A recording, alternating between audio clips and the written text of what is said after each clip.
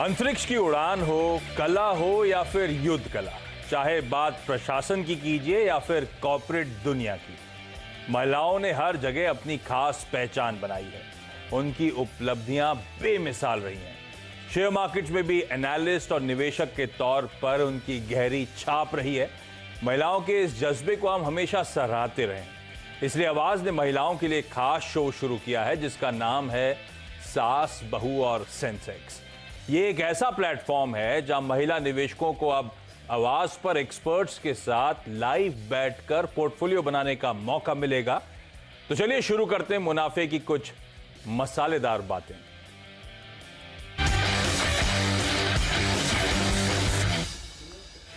तो अपने पोर्टफोलियो से जुड़े जो सवाल आपको पूछने हैं, जो क्वेरीज आ रही हैं, जो दिक्कतें आ रही हैं, ये प्लेटफॉर्म है सुलझाने का। तो आप हमें रीच आउट करिएगा। आपकी स्क्रीन पर हमारे व्हाट्सएप नंबर, ट्विटर आईडी सब फ्लैश होंगे। कोशिश होगी कि इस प्रोग्राम में आज के आधे घंटे या फिर हर हफ्ते जो हम कंडक्ट कर रहे हैं उसमें आप लोग की ज्यादा से ज्यादा क्वेरीज जो हैं सॉल्व करी जाए। अच्छा, इस बीच आगे बढ़ूं उससे पहले जरा ब्रेकिंग न्यूज आप लोगों की स्क्रीन पर आती हुई। आज बाबरी मस्जिद डिमोलिशन केस की सीबीआई कोर्ट का वर्डिक्ट कीनली अवेटेड था। वो वर्डिक्ट आ चुका है जिसमें सीबीआई कोर्ट ने यह फैसला किया है कि जितने भी आरोपी थे, कुल मिलाकर 32 आरोपी थे, उन सबको बरी कर दिया गया है, जिसमें एल.के. आडवाणी साहब, मुरली मनोहर जोशी साहब, उमा भारती जी, ये सब वो प्राइम एक्यूज थे और इन सबको बरी करा गया। और सीबीआई कोर्ट ने स्पेसिफिकली कहा है कि ये प्री प्लान्ड नहीं था और ये जो घटना हुई थी ये अचानक स्पर ऑफ द मोमेंट हुई थी। अच्छा, इसी पे पहले क्विकली बातचीत कर ली जाए, फिर सास बहू और सेंसेक्स की शुरुआत करेंगे। और नीरज जी तैयार हैं। आज के अड्डे का डिबेट है क्या? अड्डे के 2 टॉपिक हैं। अच्छा, एक उनमें से ये क्या? तो उनमें से कोई एक हो सकता है। अच्छा, अभी 2 में वे कर रहे हो आप लोग, डिसाइड करोगे कौन सा किस में करेगा। एक हाथरस वाला बड़ा केस हो गया तो उस पर भी हो सकती है। लेकिन ये खबर बड़ी है। सभी आरोपी जो 32 थे, इसमें से 26 कोर्ट रूम में मौजूद थे और 6 लोग जो नहीं जा सके थे, वो वीडियो कॉन्फ्रेंसिंग थे, सभी को बरी कर दिया गया है। जज की पहली लाइन ही बहुत इंपॉर्टेंट थी जब उसने कहा कि ये प्री प्लान नहीं था, स्पॉन्टेनियस एक्शन था, ये स्वतः स्फूर्त था, लोग अपने आप गए। तो उसी से अंदाजा लग गया था कि शायद ऐसा ही कुछ होगा। और ये करीब करीब इन लोगों के लिए, क्योंकि उसमें से बहुत सारे आरोपी थे जिसमें से कई की मृत्यु हो चुकी है, 28 साल से केस चल रहा था, तो ये एक बड़ा पॉलिटिकल मैसेज है। ये आशीष मैसेज इसलिए है कि जिसको लेकर के इतना विवाद हुआ, 28 साल से ये केस चल रहा था और इसको अगर एक्विटल दिया जा रहा है तो फिर आप समझिए कि आगे के लिए कई सारे रास्ते खुलते हैं। यानी ये जो आरोप लगा था कि साजिश करके उस स्ट्रक्चर को गिराया गया, वो खारिज होता है, स्पॉन्टेनियस था और कोई 120B का केस भी नहीं बनता। तो मुझे लगता है कि अब बात आगे यहाँ से बढ़ेगी, क्योंकि आपने सुना होगा कि 2-3 दिन पहले ही कुछ और मंदिरों की बातचीत शुरू हुई है। तो मुझे लगता है ये पॉलिटिकल मैसेज इसका बहुत स्ट्रांग है और चूंकि कोर्ट की तरफ से आया है तो इसलिए आप इसमें कोई इफ बट नहीं कर सकते हैं। लेकिन आडवाणी जी हो गए, उमा भारती, कल्याण सिंह, विनय कटियार, साक्षी महाराज, तमाम जो बड़े दिग्गज जो सांसद रह चुके हैं या इस समय भी हैं, आडवाणी जी तो उप प्रधानमंत्री भी थे, वो सारे इसमें से बरी कर दिए गए। ये एक बड़ी खबर है और जो एनालिसिस दिया जा रहा है जज की ओर से, जो फैसला पड़ा जा रहा है कि ये कोई साजिश का हिस्सा नहीं था और इसीलिए लोगों को छोड़ा जा रहा है। तो मुझे लगता है कि ये अभी तो ऐसा लग रहा होगा कि 28 साल पुराना केस से निपट गया, लेकिन इसके पॉलिटिकल फॉलोआउट्स होंगे। हाँ, 28 साल लगे और फाइनली ये वर्डिक्ट सामने आता हुआ। पर इसका ये दूसरे कोर्ट्स का दरवाजा खटखटाया जा सकता है, ये लिंगर करेगा अभी? बिल्कुल, ये सीबीआई का की अदालत ने दिया है, सेशन कोर्ट के इक्वल मान सकते हैं आप इसको हाई कोर्ट में चैलेंज किया जा सकता है, इसको सुप्रीम कोर्ट में चैलेंज किया जा सकता है। तो जो दूसरी पार्टी है वो चैलेंज कर सकती है इसको, अगर उनको लगता है कि आगे कोर्ट में जाना चाहिए तो। चलिए, तो ये इंपॉर्टेंट अब देखना होगा आज फाइनली अड्डा का डिबेट टॉपिक कब तक पता चलेगा हमें, क्या फैसला किया? अगले कुछ देर में हम तय करने वाले हैं। चलिए, तो कुछ देर बाद तय हुआ तो अगर मैं हुआ चैनल पे तो बता भी दूंगा आप लोग को अड्डा का टॉपिक क्या होने वाला। लेकिन क्विकली जरा भारतीय बाजार स्क्रीन पे लेकर आए और दोनों राजेश जी को स्क्रीन पे दिखाइए। सतपुते साहब और अग्रवाल साहब आपको आज फिर आप मदद करने के लिए नजर आएंगे और ढेरों कॉल्स आ रहे हैं, कुछ महिलाएं डायरेक्टली हमारे साथ जुड़ती हुई नजर आएंगी, वो सबको स्क्रीन पर दिखाइएगा। और क्विकली भारतीय बाजार जो है इस समय, कल आपने देखा होगा बुल्स और बियर्स के बीच में टसल का दिन था और आज भी लाइकवाइज टसल नजर आ रहा है। हालांकि इस समय सेंसेक्स और निफ्टी हरे निशान में 1/4% के आसपास के उछाल के साथ कामकाज करता हुआ कुछ स्ट्रेंथ नजर आ रही है, लेकिन बैंक निफ्टी वही दबाव बना रहा है, आधे % का दबाव। और मूड बिगाड़ने का काम, एक तो ओवरनाइट संकेत यूएस से आए थे, यूएस मार्केट्स में नर्वसनेस थी, डाउ 140 पॉइंट गिरा था क्योंकि सब ट्रंप और बिडेन साहब के वो तूतू में वो डिबेट, जो प्रेसिडेंशियल डिबेट है, उसका इंतजार कर रहे थे। और उस डिबेट के बाद जब लोगों ने ग्रास्प करा तो अब डाउ फ्यूचर्स 250 पॉइंट नीचे हैं, तो उससे थोड़ा सा अटका हुआ है भारतीय बाजार। अदरवाइज स्ट्रेंथ है, कई सारे हैवीवेट देखिए आपकी स्क्रीन पे मजबूती के साथ कामकाज करते हुए। पर वो डाउ फ्यूचर्स अगर सुधरना शुरू हुए, कुछ देर पहले 300 पॉइंट तक गिर गए थे, अब 250 पॉइंट हैं, तो उस पर हम पैनी नजर बना के रखेंगे। सत्यदेव सर, क्विकली मार्केट्स पे एक चेक दे दीजिए, क्या करना है? गुड आफ्टरनून आशीष। आशीष देखिए, मुझे लगता है कि फिलहाल तो कोई दिक्कत वाली बात मुझे यहाँ पे नहीं दिखती। 11,200 जो लेवल कल भी जिक्र किया था, आज भी देखो 11,200 टेस्ट किया। इनफैक्ट हम इसको पेनिट्रेशन कहते हैं कि 11,200 के नीचे एक 10-15 पॉइंट गया, लेकिन फिर से वो 11,200 के ऊपर आके अभी देखिए 11,245 पे है। दैट सिंपली शोज कि जो हम रेंज देख रहे हैं 11,200 से लेके 11,350, मुझे लगता है ये 150 पॉइंट की रेंज में निफ्टी घूमेगा। और सामने देखिए एफएमसीजी काउंटर्स जो सुबह लगाट थे, लेकिन अभी उन्होंने बाजार को पूरा थाम लिया है। ये कॉल मार्केट्स पे आता हुआ, लेकिन सवाल जवाब के सिलसिले की शुरुआत करता हूं क्योंकि मैं चाहता हूं ज्यादा से ज्यादा क्वेरीज सॉल्व कर ली जाए। और सबसे पहले इनफैक्ट मैं मुंबई जा रहा हूं और मुंबई से विधि जी जुड़ती हुई आपको आपकी स्क्रीन पर नजर आएंगी। विधि मैम, हाय, गुड आफ्टरनून। विधि मैम, आप क्या एक्टिवली स्टॉक मार्केट में इन्वेस्ट ट्रेड करते हो? नहीं सर, मैंने अभी हार्डली 6-7 मंथ से स्टार्ट किया है ट्रेड करना। हाँ। तो थोड़ी मिस स्टार्टिंग में मिस्टेक भी हो गई हैं। हाँ। नहीं तो ये ट्रेड करने का मन, हाँ बिल्कुल ठीक। तो कोई बैकग्राउंड था क्या ट्रेड करने का? स्टॉक मार्केट में मन कैसे बनाया? 6-7 महीने पहले ऐसा फैसला क्यों लिया? ये लॉकडाउन का टाइम था, घर पे बैठी थी इसलिए ट्रेड करना शुरू करा? राइट। हाँ, ये वो भी है। हाँ। और दूसरा मेरी मम्मी भी करती हैं, वो काफी फ्रीक्वेंटली करती हैं, तो उनसे थोड़ा इंस्पायर हुई मैं, एंड दैट फिर मैं स्टार्ट किया। तो फिर आपकी ब्लड में है, तो इवेंचुअली आप आ ही गई ट्रेडिंग और इन्वेस्टमेंट की दुनिया बट में। यूजुअली जैसा होता है कि स्टार्टिंग में सब ट्रेडर्स फंसते ही हैं। सेम गलती मैंने भी की है, इतना सोचने समझने के बाद भी, तो मुझसे भी काफी गलतियां हुई हैं। तो इसीलिए मैंने कहा एक बार आपसे सीएनबीसी से कांटेक्ट किया जाए कि मैं उस जिस चीज में फंस गई हूँ उससे निकलूं कैसे, इसलिए मैंने आपसे कांटेक्ट किया। नहीं, वैसे कहा जाता है सीखते तभी हैं जब आप गलतियां करते हैं, और अपनी गलतियों से ही सीखा जाता है। पढ़ लिख कर सुनकर तो शायद सीखना मुश्किल है, जब एक्चुअली गलती कर देते हैं हाँ तब वो असल सीख मिलती है। लेकिन मैम चलिए, मदद कैसे करी जाए? पहला स्टॉक कौन सा है जो पोर्टफोलियो में जो दर्द दे रहा है? सर जो बहुत ज्यादा पेनफुल है वो मेरे लिए है भारती इंफ्राटेल। मैंने एक्चुअली एट ए टाइम 2000 शेयर ले लिए हैं और वो है रेट उसका 218। तो भारतीय 218 का रेट है। 218 पे आपने लिया है? सॉरी, 218 पे आपकी बाइंग है? हाँ जी। तो भारतीय इंफ्राटेल मैम, जब आपने शुरुआत करी थी तो भारतीय इंफ्राटेल क्यों लिया था? ट्रेडिंग का मन था, लग रहा था बाउंस आएगा, या फिर लंबी अवधि के लिए रखने का मन था इस स्टॉक को?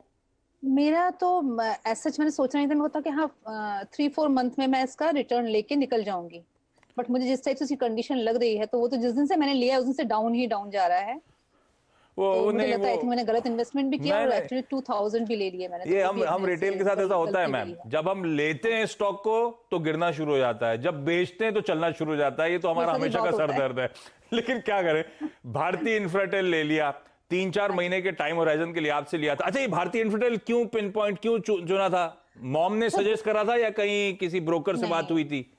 नहीं, वो भी मैंने जस्ट देखा ये उस पे मनी कंट्रोल पे, तो मैंने उसमें देखा कि वो आज के दिन बहुत लो गिरा है, तो मैं कहा ठीक है, लो है, कल अब भी होगा।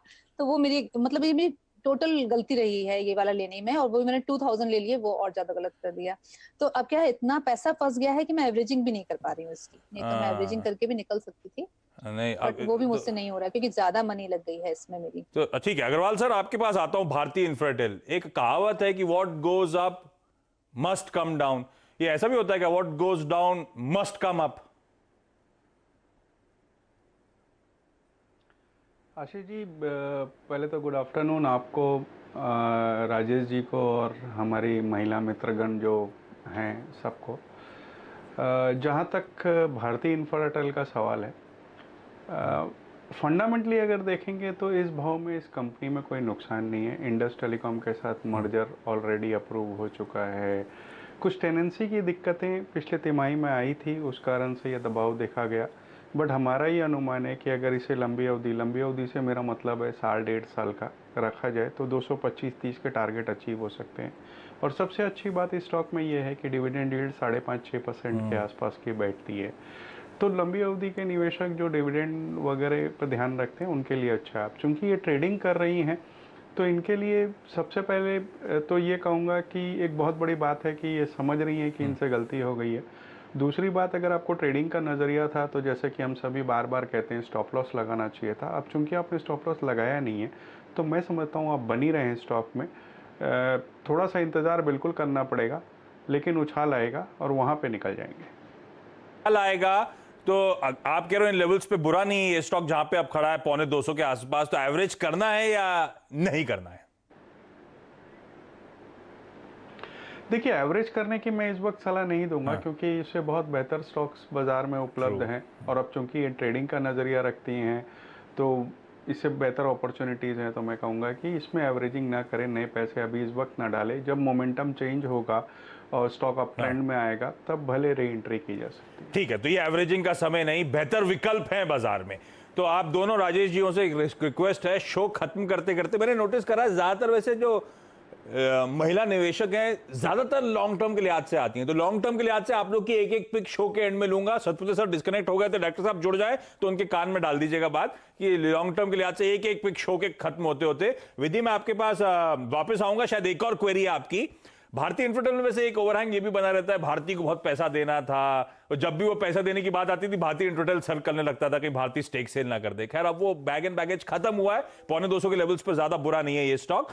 लेकिन अगला क्वेरी जो है वो आप लोग का आपकी स्क्रीन पर नजर आ रही होगी, दिल्ली से पूनम जुड़ती हुई। पूनम, हाय, गुड आफ्टरनून, सवाल पूछे मैम। पास इंडिया बुल्स हाउसिंग फाइनेंस के 315 शेयर्स हैं 191 रुपीज पे। I want to know the future aspects in terms of long term as well as short term investment in this share. India Bulls housing finance 191 की buying आप कह रहे हो और 155 के लेवल्स पर ये खड़ा हुआ है।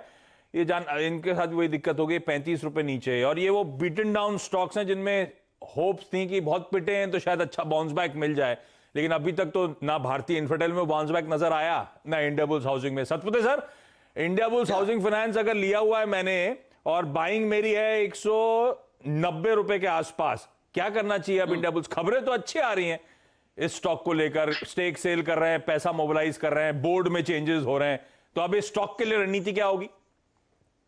आशीष, if you permit me, can I explain stop loss का कंसेप्ट थोड़ा सा? बिल्कुल बिल्कुल, हाँ बिल्कुल। देखिए, टेक्निक, क्योंकि हम लोग ये शो नया कर रहे हैं तो मुझे लगा कि यहाँ पे स्टॉप लॉस का कंसेप्ट, क्योंकि बहुत सारे लोग आप नए हैं तो हम लोग स्टॉप लॉस की बात करते हैं तो टारगेट सब लोग सुन लेते तो टेक्निकली समझ जाता है, लेकिन स्टॉप लॉस क्या है? देखिए, टेक्निकल्स में हम लोग कहीं पैटर्न्स देखते हैं कि जो स्टैटिस्टिकल पैटर्न्स होते हैं कि जो पैटर्न के कंप्लीशन के बाद बड़े मूव एंटिसिपेट करते हैं। एट द सेम टाइम्स कभी कभी हम मूविंग एवरेजेस देखते हैं, जैसे कि 200 DMA है और 100 DMA। तो ये टेक्निकल सपोर्ट सिस्टम्स हमें मिलते हैं, तो यहाँ पे हम लोग कहीं ना कहीं इस लेवल के आसपास अगर हमें मिलता है जहाँ पे पैटर्न कंप्लीशन है, कहाँ ब्रेकआउट होता है, तो ये सब देख के हम लोग यहाँ पे स्टॉप लॉस हमेशा सजेस्ट करते हैं। कभी कभी ये ऐसा होता है कि बाजार के साथ साथ पैटर्न चलता है, कभी कभी बाजार के साथ पैटर्न फिजल आउट होता है, और इसलिए हम लोग स्टॉप लॉस सजेस्ट करते हैं, और वो भी बहुत प्रिसाइज होता है। जहां पे सपोर्ट है और हमें पता है ये सपोर्ट टूटने के बाद फिर तकलीफ हो सकती है, फिर हम लोग उस सपोर्ट के नीचे एक डिसाइसिव स्टॉप लॉस रखते हैं 2% का, 2% का स्टॉप लॉस होता है, मेरा होता है। तो जब पैटर्न फिजल आउट होता है तो उसके बाद स्टॉप लॉस हिट होता है, तो स्टॉप लॉस के कभी निकाले ना। स्टॉप लॉस निकलने के बाद होता क्या है कि जो 5 रुपए का लॉस आपको लेना था वो 50 का हो जाता है। तो स्टॉप लॉस को हमेशा रिस्पेक्ट दीजिए। आप सब लोग नए हो इसलिए मैंने ये एक्सप्लेनेशन दिया। Now let me come back to the original question. India Bulls housing finance आपने 315 रुपए पे लिया है, 191 शेयर्स, सही है ना आशीष? 191 रुपीज पे 315 शेयर्स। ओके, 191 रुपीज पे 315 शेयर ले। देखिए, इसमें एग्जैक्टली वही हुआ है जहां पे उसका सपोर्ट था।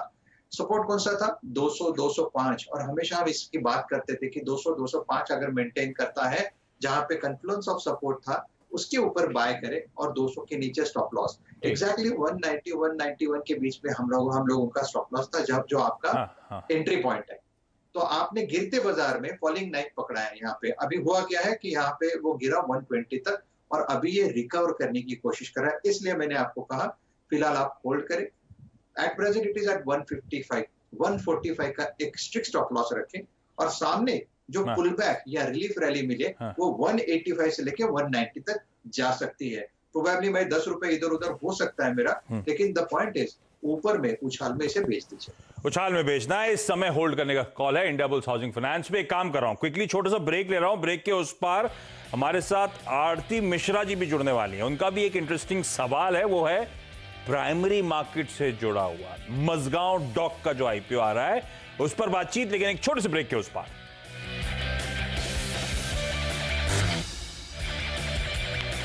चलिए ब्रेक के बाद आपका स्वागत है सास बहू और सेंसेक्स में, और क्विकली आगे बढ़ूंगा, समय बहुत कम बचा है मेरे पास। और अब आरती मिश्रा जी फोन लाइन पे जुड़ती हुई। आरती जी पहले तो बताएं कौन सी लोकेशन से आप फोन कर रहे हैं और आपका सवाल क्या है मैम? सर मैं भोपाल मध्य प्रदेश से बात कर रही हूँ।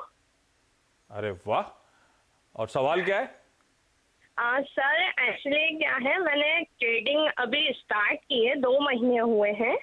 तो जो आईपीओ के बारे में आप बताते हैं ना, जैसे उस दिन आप मजगांव डॉक्स के बारे में आईपीओ के बारे में बता रहे थे, तो वो मुझे समझ में नहीं आया था कि वो लॉट जो बोल रहे थे 103 का लॉट है, तो सर क्या वो पूरा लेना रहता है या उसमें कम हो जाते हैं शेयर? तो मजगांव डॉक में लगाने का पैसा मन है, समझना चाहती है कैसे लगाया जाए, है ना, करना क्या है? तो आरती ऐसे पहले भोपाल के क्या हालचाल, कोरोना वरना बहुत फैल रहा है कि सब ठीक है अब? नहीं सर, यहाँ तो फिर भी कंट्रोल है, लेकिन थोड़ा जो पुराना भोपाल साइड है, मैं तो न्यू भोपाल में हूँ, लेकिन जो पुराना भोपाल साइड है वहाँ पे थोड़ा ज्यादा है अभी। हाँ ध्यान रखिएगा, मेरा भी भोपाल आना जाना रहता है काफी। ठीक है, अच्छा मजगांव डॉक जो आईपीओ का सवाल आपने पूछा है मैम, तो पहले तो एक प्राइस बैंड देखा होगा 135 से 145, तो इस प्राइस बैंड में आपको बिड करना है। वैसे इस पे खैर 145 पे ही लगाना होगा। जो चैनल पे हम लोग लॉट कह रहे थे, आईपीओ में एक लॉट में इन्वेस्टमेंट होता है। आपने एक बिल्कुल सही कहा, 103 शेयरों का लॉट है, तो एक लॉट के लिए आपको करीब 14,900 या 14,950 रुपए देने होंगे। वो एक लॉट के लिए आपको सब्सक्राइब करना होगा अगर आप चाहें तो, और उसी के मल्टीपल्स में आप लगाते हैं। और एक रिटेल इन्वेस्टर अधिकतम 2 लाख रुपए इन्वेस्ट कर सकता है, तो इस मतलब हुआ कि 13 लॉट तक चाहें तो आप इन्वेस्ट कर सकती हैं। वैसे करने की जरूरत है नहीं, क्योंकि तगड़ा सब्सक्रिप्शन आएगा तो मेरे ख्याल से एक ही लॉट, और लगा तो लॉटरी में तो बात अलग, लेकिन लगाना है नहीं लगाना है वो जवाब देंगे अग्रवाल साहब। अग्रवाल साहब, मजगांव डॉक ये 103 शेयरों का लॉट तो समझ गई होंगी शायद कि इसी मल्टीपल पे ही लगाना है, लेकिन लगाना है क्या मजगांव डॉक में? सब्सक्राइब करें क्या आरती? जी बिल्कुल लगाना चाहिए, क्योंकि कंपनी के फंडामेंटल्स बहुत स्ट्रॉन्ग है। वारशिप्स और सबमरीन्स वगैरह बनाती हैं, डिफेंस से जुड़ी हुई कंपनी है, और जिस तरीके से आत्मनिर्भर भारत में कुछ डिफेंस को नए ऑर्डर्स मिलने की संभावना, उससे भी इनको फ़ायदा होगा। और सबसे बड़ी बात अगर आप देखो तो वैल्यूएशंस जो हैं वो बहुत ही सस्ते हैं। 5-6 की पी पे ट्रेड कर है, अपर प्राइस बैंड पर अगर कहा जाए तो 5-6 की पी है, तो मैं समझता हूँ बहुत ही सस्ता स्टॉक है, बहुत ही अच्छी क्वालिटी का। हालांकि फाइनेंशियल्स उतने बेहतर नहीं थे, लेकिन जो ऑर्डर बुक है वो आने वाले 11-12 सालों की रेवेन्यू के बराबर की ऑर्डर बुक है, तो रेवेन्यू फिजिबिलिटी देती है। बिल्कुल अप्लाई करें, अप्लाई करना है। फिर आरती आपने चीज तो सही चुनी है, समय कम है टीवी पे बहुत डिटेल में आपको समझाने के लिए, लेकिन आई एम श्योर जो ब्रोकर होगा वो आपकी मदद कर देगा। लगा लीजिए पैसा, स्टॉक मार्केट में एंट्री कर रही है मजगांव डॉक, अगर आप लकी हुई तो एक लॉट मिल गया तो मुझे लगता है लिस्टिंग में ही अच्छे गेन्स आपको मिलते हुए नजर आएंगे। सही आईपीओ चुना है आपने एंट्री पाने का स्टॉक मार्केट्स में। अच्छा क्विकली एक और सवाल का समय है, और नागपुर जा रहा हूं, और नागपुर से काजल दसवानी जी जुड़ती हुई। काजल जी आए, गुड आफ्टरनून मैम, सवाल पूछे। Good afternoon sir. सर मैं नागपुर से बात कर रही हूँ। सर मेरा क्वेश्चन ये था कि मैंने सिप्ला स्टॉक मतलब बाय किया था 740 के प्राइस में, 40 शेयर्स लिए थे। सिप्ला खरीदा है 740। अच्छा हाँ। तो पहले काजल ये बताएं, आप एक्टिवली स्टॉक मार्केट में खरीद फरोख्त करती रहती है या इक्का दुक्का स्टॉक सी ले रखते हैं? नहीं, मैंने अप्रैल से स्टार्ट किया, बट 1 ईयर से मतलब वो सीख रही थी कि कैसे क्या करते हैं इसमें, बट अप्रैल से ज्वाइन किया, ये डीमेट अकाउंट वगैरह अप्रैल से स्टार्ट किया मैंने। अरे वाह, और सीखते सीखते अब तो आप सिप्ला में तो मुनाफा भी हो रहा है। तो अब आप जानना क्या चाहते हो कि लॉन्ग टर्म के लिहाज से रखना है या 35-40 रुपए प्रॉफिट बुक करना है, ये सवाल है क्या? हाँ, यही सवाल है मेरा। तो स्टॉक सेक्टर तो आपने सही चुना है। सतपुते साहब, सिप्ला में कितना दमखम है, काजल की मदद करिए। अभी तो 30-35 रुपए ऊपर है, ये रखना है क्या पोर्टफोलियो में? कितना लंबा रखना है और क्या टारगेट्स मिल सकते हैं? देखिए, दो चीजें हैं आशीष यहाँ पे, एक तो शॉर्ट टर्म और दूसरा लॉन्ग टर्म। शॉर्ट टर्म की अगर बात करें तो शॉर्ट टर्म में जो मोमेंटम है वो 800-810 तक जाएगा, जहां पे शॉर्ट टर्म ट्रेडर मुनाफा बांधने की कोशिश करेंगे। आज भी देखिए ऊपर से 800 के आसपास टच करने के बाद ये ऊपर से करीबन 20-25 रुपए हल्का हो गया। तो माय पॉइंट है 800-810 इसका एक सप्लाई पॉइंट है। आप डिस्ट्रीब्यूशन का पैटर्न अगर आप देखते हो तो डिस्ट्रीब्यूशन जोन है।